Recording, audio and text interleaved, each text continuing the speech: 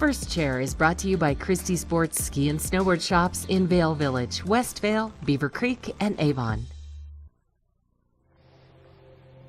Gorgeous views this morning here at the top of Chair 4.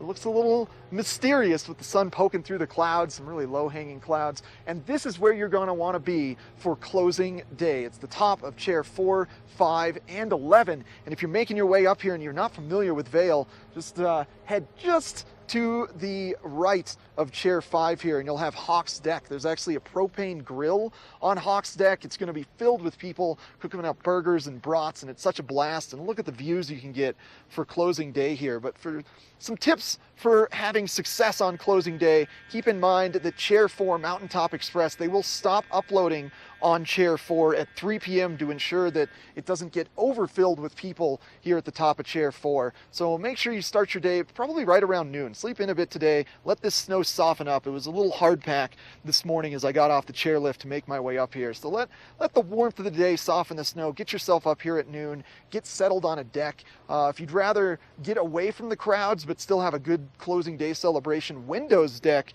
is an amazing option. I'm going to pan the camera and kind of point out Windows Deck. So from the top of Chair 4 here, make a right down Ram's Horn and kind of cut left into the trees and go straight, and on your left is going to be Windows Deck. It actually looks over Sundown Bowl, which is where High Noon Express Chair 5 comes out of. So that's a great deck to hang out on. Further down the hill there's Chapter 2.